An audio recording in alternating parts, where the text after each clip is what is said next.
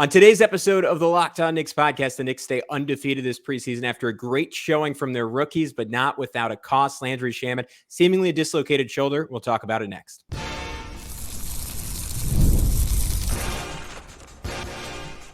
You are Locked On Knicks, your daily New York Knicks podcast, part of the Locked On Podcast Network. Your team every day. Hey, what's up, guys? You are Locked On Knicks, and we wanted to remind you that today's episode is sponsored by Gametime. Download the Gametime app, create an account, and use code LOCKEDONNBA for $20 off your first purchase. I wanted to thank you for making Locked On Knicks your first listen today and every day, because we are with you 5 days a week. And if you want to be with us 5 days a week, be sure to subscribe on YouTube and hit that notifications bell to ensure you never miss an episode. And then that auto download function button on your podcast platform of choice, so you're always with us on the go. But who's talking to you? I'm Gavin Shaw, your favorite play-by-play broadcaster's favorite play-by-play broadcaster. He is Alex Wolf, editor-in-chief of The Strickland, the greatest Knicks website in the whole wide world. You can check them out on all forms of social media at thestrick.land. Be sure to follow along, just like your boy Josh Hart does. A night, Alex, that was triumphant for hashtag Knicks culture, right? 111-105, the Knicks over the Charlotte Hornets. The Knicks play none of their starters. Charlotte plays all of their starters, some amount of minutes. And the Knicks still able to win through effort, through guile, through some rookie magic. Pacome Dadiet, after not playing all preseason, shines in the second quarter with 16 points. We will talk about that. Where we have to start, though, is unfortunately a somber note. For the second time in under a year, we see a Knicks player dislocate their shoulder. This time it was Landry Shamet, and really difficult situation for him potentially, obviously on a non-guaranteed deal. Looked like a shoo-in to make the team. I was really excited to see him as a rotation player. At the way he shot the ball this preseason, his defense has definitely superseded anything I expected from him. I thought he was a really good fit. Now that is in jeopardy, obviously, with a separated shoulder. Like it's a matter of degrees, right? There's a world where this isn't the biggest deal in the world, and he comes back and it's all right, and he's just out a couple of weeks. There's a world where this costs him the roster spot, and it costs the Knicks a rotation player, where they don't necessarily have a lot of answers. But I'm curious your view on it, and again, we're still waiting confirmation that was the injury, but it's certainly what it looked like. Yeah, I got a nice case of the heebie-jeebies watching that one. As I feel like anytime as a normal person, when you've experienced an injury and then you see an athlete on one of your teams do the same thing, it hits double hard. And I did dislocate my shoulder one time, not playing basketball, just renovating my bathroom. Short story there that I don't care to tell. But anyway, so it really hurts, first off, and then secondly, like basically all that happens then is you get it pop back in, and then it's just basically, okay, how much does it hurt? And you start kind of taking a mental checklist of like, okay, does it hurt when I go up, down, left, right, whatever, like what way does it hurt? You go to the doctor and they're going to test it and see if you've potentially messed up your rotator cuff, if you've potentially messed up your labrum. Those are the two main things.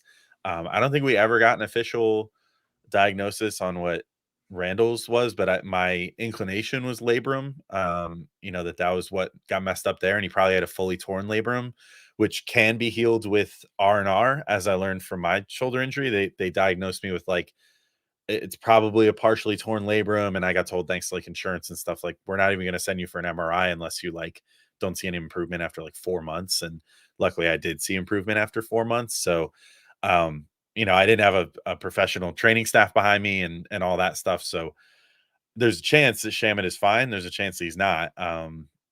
It's just going to come down to like probably how he feels tomorrow morning. And then if they run an MRI on him and run some motion tests and whatever, and just see what feels good, what doesn't. But it looked pretty nasty. I'm not going to lie. Like it was clearly all the way out and dangling. And he like laid back, and you could tell like he was like, I'm not gonna pop this thing back in. It clearly wasn't just like quickly, popped out and popped back in. It was like fully out until the trainers came over to him. So not great. I really hope it doesn't result in him losing the roster spot, because I thought he had a great preseason.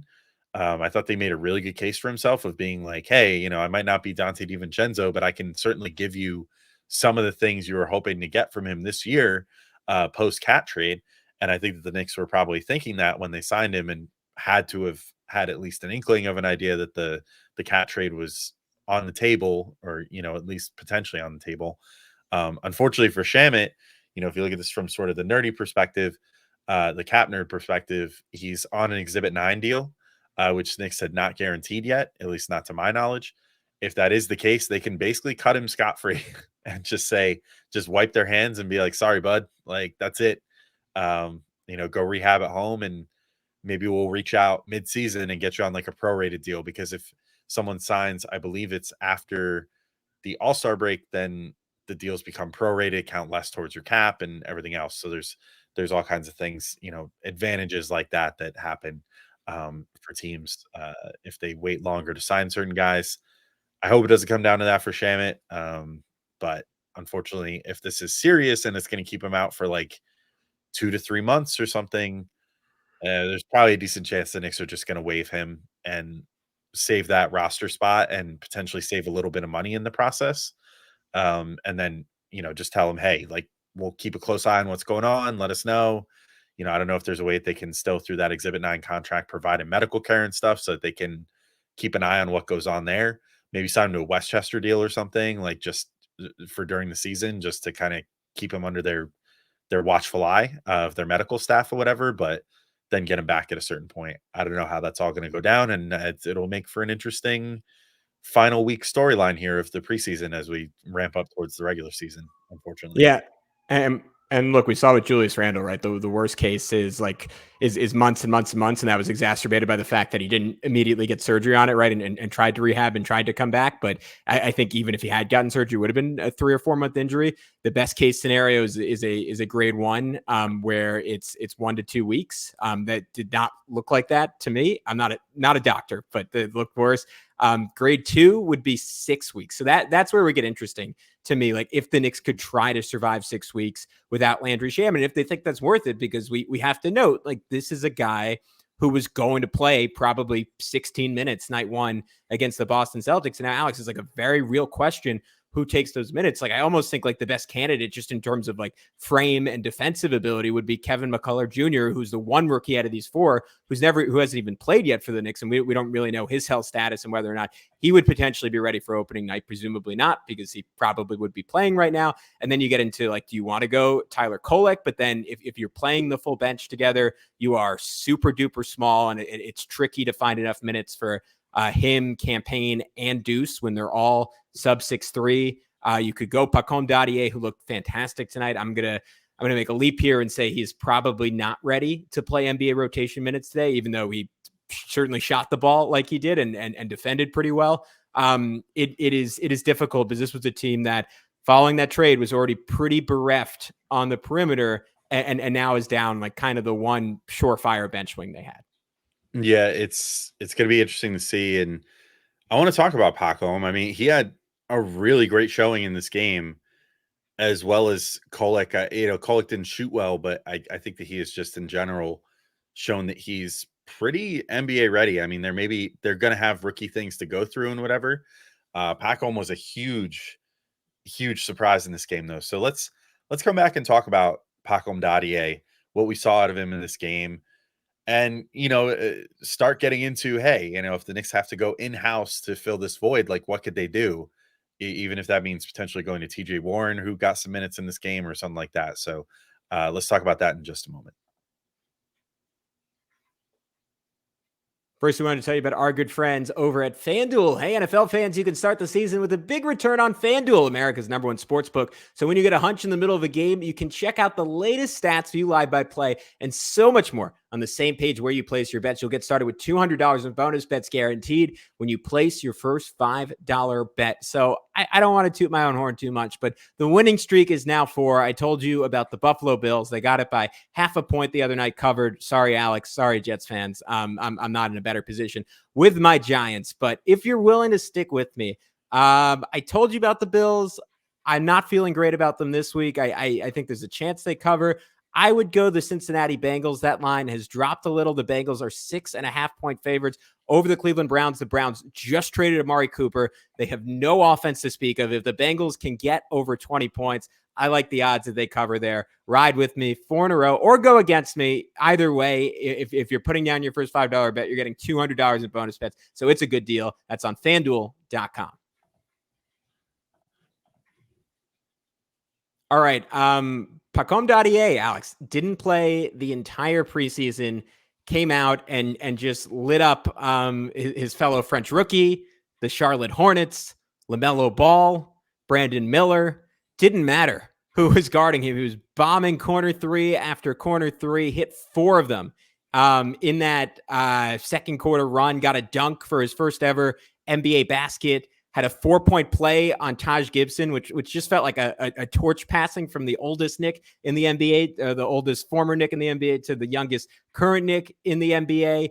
I thought his cutting was really good. Obviously, Kolek had really good chemistry with him. Maybe his most impressive play outside of the 4-point play was had just like a really nice like pump, like let Tajan Salon like fly by him, got all the way to the rim, finished on a runner over Brandon Miller, hit Hukporti on kind of a double pump pass. I thought on defense, he seemed pretty aware, pretty cognizant, moving his feet pretty well. Again, just because he's so young and he looked so far away and so lost in summer league. I'm struggling to accept in my mind, Alex, that he would be the guy to all of a sudden get those minutes. I have a feeling he's just not ready against playoff type teams playing NBA intensity level basketball.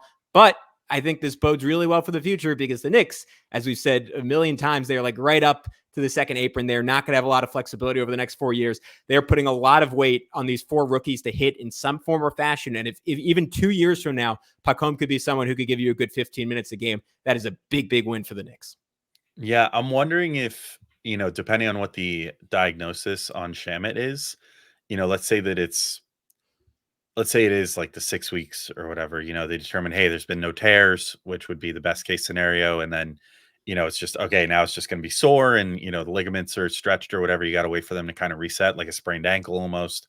If that's the case and it's like, okay, he'll be back a month and a half into the season, like halfway through November, or even let's just say takes him until December to get back or whatever.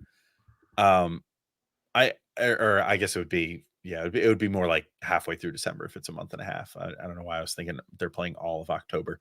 But anyway, I kind of wonder based off this game, and maybe I'm overreacting. I probably am. And I really want Dadier to work out, but I'm wondering, like, is there a world where you can just sort of let them make their mistakes off the bench, like Dadier and Kolek, and start trying to get them integrated a little bit, get them some NBA minutes before Shamet comes back, Mitchell Robinson gets closer to coming back.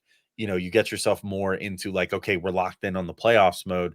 I think that it would be great if the Knicks like came out and just lit the world on fire and, we're the number 1 seed or something. But realistically, as long as they're like a top 3 seed, probably, I think they would be in really good shape going into the postseason. And like, if you can take your first couple months and let your rookies see if one, maybe they have it in them to be a full-time rotation player this year, but also like just give them some NBA service time while you wait for your bench to get healthier. Maybe that's something they could do a little time split, try to make things work with, only have Dadier out there if it's going to be like Payne and Deuce, out there or something like that. And then have Kolek go in there for one of those 2 guys for a couple minutes a game. And then make sure you have like Bridges or OG out there or something like that to help cover for them.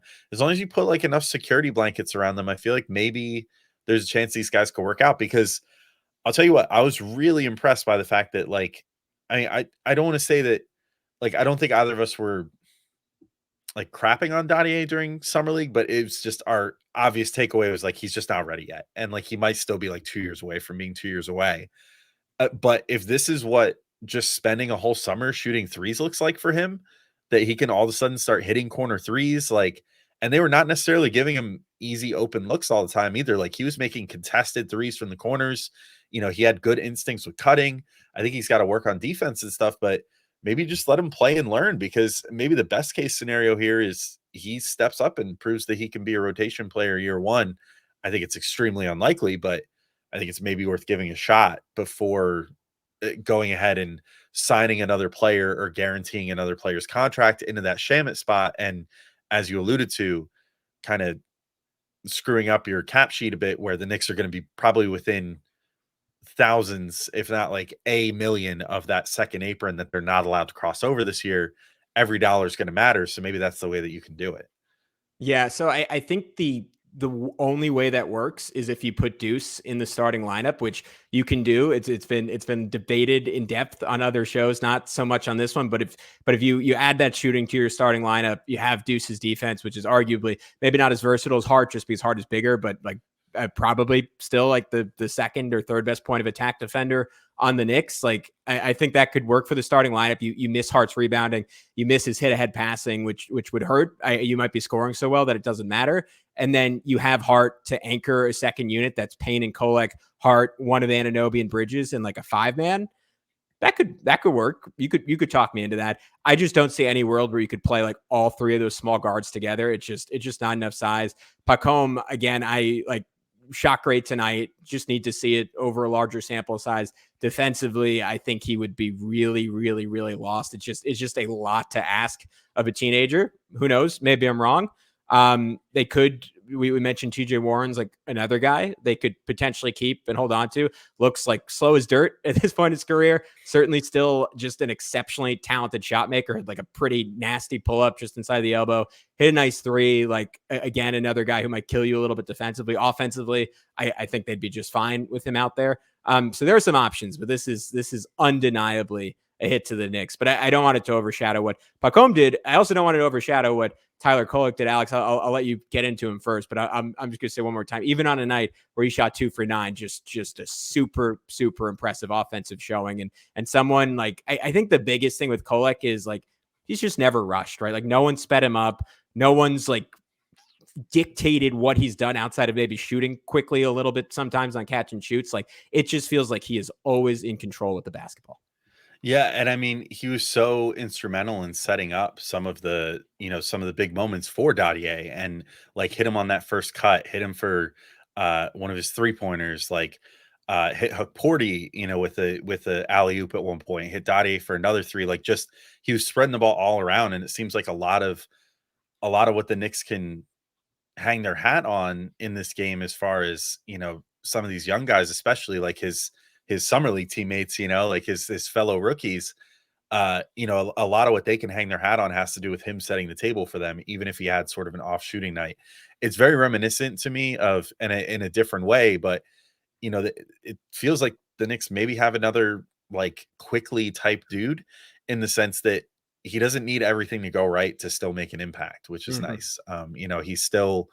He's going to take some seasoning on defense. He's going to need to learn NBA defense and all that, but he certainly never is like mailing it in on that end, which is good. So he's still trying all the time, which is great. He just needs to work on positioning and stuff like that. But, he looks good in that regard. As far as the hustle, the passing is just like, he might be the best passer on the team. I don't think that's even an exaggeration. Like the other skills obviously are not at the level of other guys on the team, or else he would be, have a guaranteed spot on this team. But like just purely from passing and his vision and his ability to like look guys open and just thread the needle and get it right where it needs to be, it's like a quarterback out there.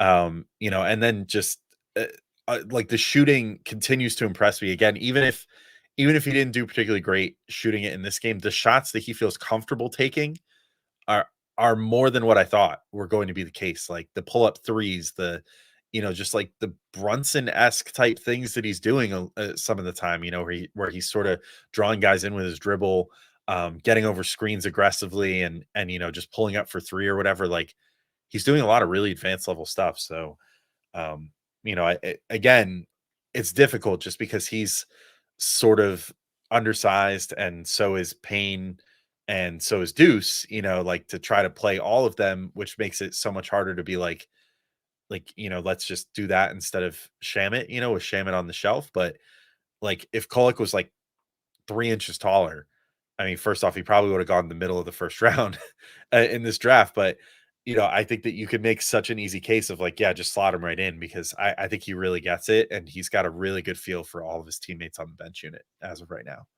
Yeah, I mean, coming into this game, he led the entire NBA in preseason PER. If you want to have an understanding of how good he is, he's been like one of the best passers in the NBA this preseason. Like he almost, this is a weird comparison, but he's almost like a passing Cam Thomas, where like his one skill is so good, you're like, all right, you just have to have him out there, and like no matter how destructive the defense is at that point, and that's not even a fair comparison, because he's just smart on that end of the floor, and he knows where he's supposed to be. Mostly, there's one play where he got really lost, but physically, like, I think it might take some time. And honestly, like, if I were him, I would be Campaign's personal intern this year and be like, how do you do this? How do you do this? Because you're watching Campaign lock up LaMelo Ball, poke the ball away from him multiple times. A guy who's quicker than Kolek is, but has kind of a similar build, and that's someone he could learn from. But I mean, the passing is just crazy. I like his ability to throw multiple fakes on the move is not something I've seen from a Knicks point guard in recent memory. It had a sick lob to Hukporti, drawing two, and then throwing it up, like snaking the pick and roll to get to a floater. That reminded me of Emmanuel Quickly a lot, like to your comparison. The rebounding tonight, like he's just active. He's a hooper. I don't know how many more superlatives I can throw his way. What was it? He had 8 rebounds in 24 minutes at 6'1" out there. He is an awesome player. Like, he's someone who I have no doubts would hold his own if he was asked to play rotation minutes. And again, it just sort of depends on how the Knicks structure it. As far as the other guys on this team, Precious Achiuwa, an exceptional night. Campaign, as mentioned before, had some really good moments. Jericho Sims had some good moments. Ariel Hukporti had some really good moments. We're going to get into it all next on Locked On Knicks. But first, we got to let you know about our good friends over at Gametime. And if you haven't heard about it yet, Gametime has a new feature called Gametime Picks that makes getting tickets to see your favorite teams play live even easier. Gametime Picks filters out all the fluff to show you only incredible deals on great seats, so you don't have to waste time searching through thousands of tickets. And I mean, as middle Octobers go, could it possibly be more of a drain on our wallets right now as New York sports fans, whether you're a fan of either football team, either baseball team, either basketball team, if there are any Nets fans out there? I mean, this either hockey team, there's any of the 3 hockey teams in the general area. Everybody's playing right now. It's crazy. There's so many games to go to. So you got to make sure you pinch those pennies and get good deals to go see whoever you're going to go see. I know I'm certainly trying to go see the Mets again. I said I wasn't going to, but I kind of want to. I already went last week to the DS, but I want to see the CS now. Anyway, so I'm going to be on Gametime like all day tomorrow. So download the Gametime app, create an account, and use code LOCKEDONNBA for $20 off your first purchase. Terms apply. Again, create an account and redeem code LOCKEDONNBA for $20 off. Download Gametime today. What time is it? Game time. All right, Gavin, we're back in to keep talking through this big bench win. I mean, as sad as it was to potentially lose Landry Shamet for a bunch of time, I will say my thoughts as I was watching through this, I was watching on a little bit of a delay because I went to the gym after work or whatever, and I got home after the game had already started. And, I was texting you, like, kind of excited, like, man, like, this is pretty sick. Like, the bench looks great. I'm feeling about as good about the bench as I've felt this whole preseason. Then you're like, when did you get a little further? There's a little something that happens. And I was like, all right, well, I guess I'll wait for that. And of course saw it, and it was grisly. But all in all, I feel really good about the bench and like just the depth that this team has from 1 to 15 at the moment. I actually want to start with Ariel Hukporti. I'm blown away by this dude. Like, I think he looks totally different than he looked in summer league. I don't know what it is. Like, is summer league just full of like enormous dudes? Because Hukporti in summer league, to me, and maybe it's that I was playing, off of Skapintsev and all that stuff and whatever, but like, who's like actually like 7'2", something like that. But like, Hukporti to me during summer league did not look that big. And I even like misspoke one time on one of our pods. I think it was when I was doing the like end of bench season preview, and I was like, I think Hukporti's only like 6'9", 6'10", but like he's listed like 6'11", 7 foot with like a pretty substantial wingspan. And all of a sudden he looks it. Like in summer league, I was watching him and I was just like, oh, he's a little undersized from what it looks like on the screen, and it seems to not be the most mobile and whatever. And he said today that he was dealing with a meniscus injury during summer league that has since healed up over the summer, and he feels a lot better now. That makes a lot of sense. That makes he looks like a different athlete. But yeah, it does. Like athletically, he's off the charts now. I mean, it's just like just threw down. I mean, just I don't even know. I think it was Nick Richards that he dunked over. I forget, but just ended someone's life early on this game, right before Pacome got his dunk too. They had back-to-back possessions. It was Hukporti with a big lefty slam, and then Pacome with the big backdoor cut for the dunk. So that was great, like the rookie to rookie connection. But for all the talk about the center depth and stuff too. Again, another guy that's sort of uh, earning my favor a little bit here is Hukporti, and I could see a world where they're potentially halfway through the season or something, he supplants Jericho Sims as like that third string center, because I see a lot more potential from him as far as like how he uses his athleticism. Whereas Sims, it's like can get 20 feet in the air, but sometimes it seems like he just can't time his jumps right or whatever, like to get rebounds and stuff. And Hukporti just seems to have better timing. He's using his bulk and his athleticism with force. Like I thought this game was really, really good for him, and just the latest in this preseason that has kind of raised my eyebrows a bit with him. Yeah, I was just double check. That dunk was on Tijan Salarn, and it was the second big dunk he had. He had one earlier with like on a pick and roll dive off of Deuce McBride, and all I wrote was like all caps. He has some bounce. It's crazy. He looks like a different player. He was like, as much as like Pacome was sort of like, you would have wanted to see a little bit more. Hukporti was my biggest disappointment in summer league. You read up on him and like the Achilles injury he had, and you're like, all right, did the Knicks, was this like a little diamond in the rough, like classic Knicks, like late steal, and you saw him, like, you're like, oh no, there's a reason this guy was Mr. Irrelevant in the NBA.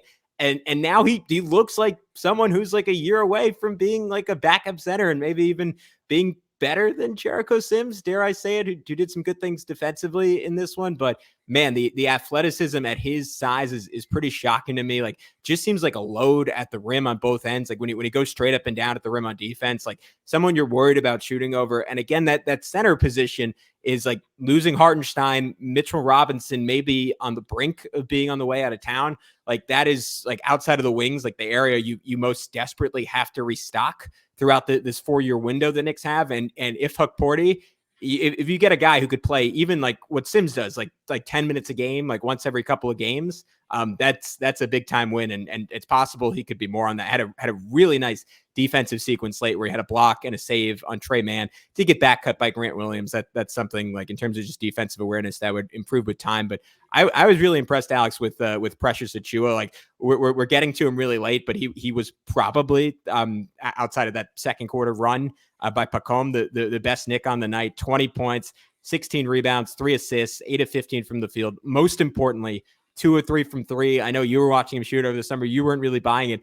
I never really buy when you hear big in like their 6 years, like, yeah, he's going to start shooting threes now. Like we talked about it with Isaiah Hartenstein, right? It just very rarely happens. But Precious being able to shoot threes, if that's a thing, would totally change the trajectory of this Knicks team. Changes what you could do with Mitchell Robinson, allows you to play him like substantial minutes with Karl Anthony Towns. Again, I don't know if I totally buy into that, but I thought this was just a really impressive showing for Precious, given the context that he played, again, a lot of minutes at power forward where he's not going to be at his best. And I'm hoping during the regular season we see most of the time he's just straight up the backup center and running pick and roll with Campaign, Deuce McBride, maybe Tyler Kolek a little bit because he was so good in that area last year. But we saw some like cut pumps and drives. He finished on a Euro, banked in a turnaround banker, like just showed off a bag tonight that I wasn't familiar with his game even after a half season.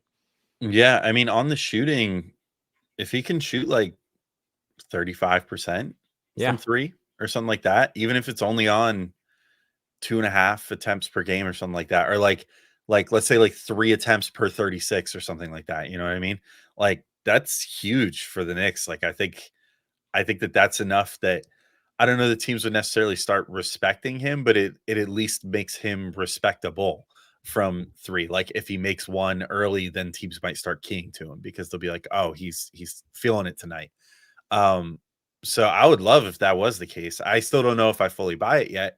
We'll need to see more of a sample size, and stranger things have happened. Like, I mean, I can remember this is different player, different circumstance, whatever, but even, I still remember the feeling of like the 20 to 21 preseason when Julius Randle starts sort of showing the stuff where we were like, hey, this is like a totally different player than what we saw last year. Like, what's going on here? What did he do this offseason to make this work like this?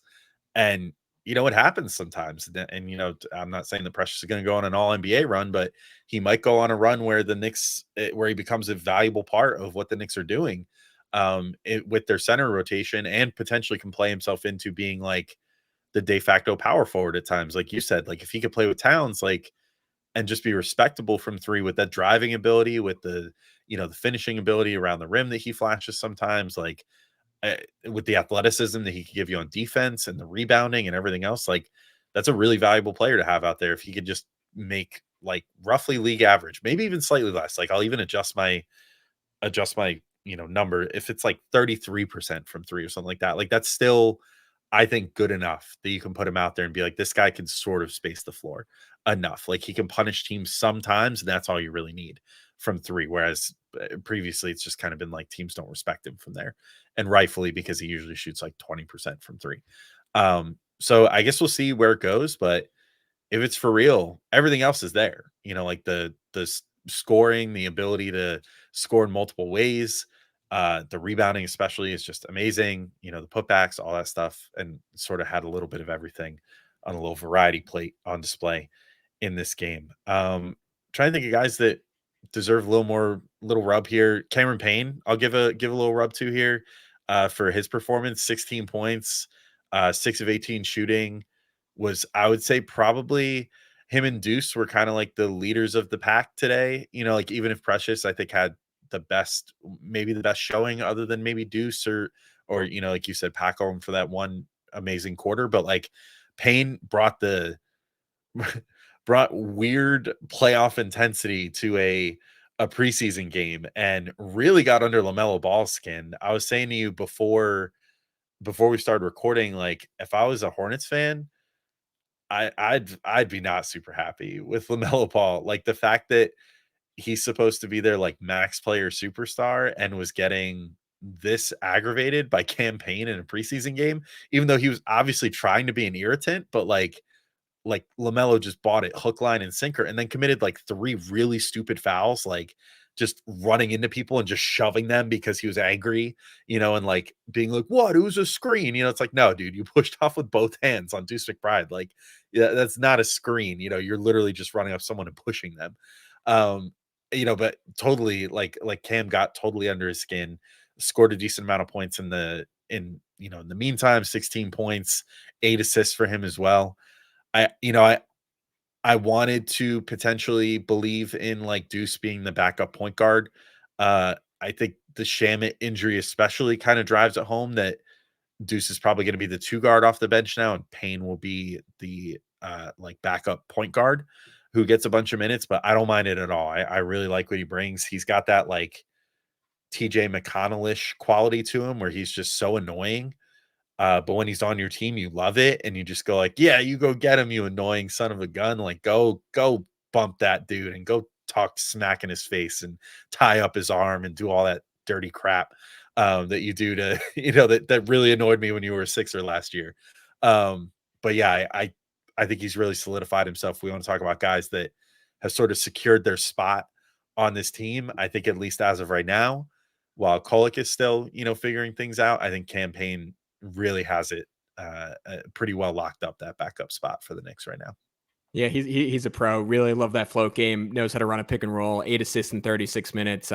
You'd like him to be a little more efficient, but he's had a really good preseason. As has Deuce McBride, who continues to just love like getting to be the focal point for the first time in his career. He's running up and down the floor like he's in Westchester right now. Got off 19 shots in 35 minutes.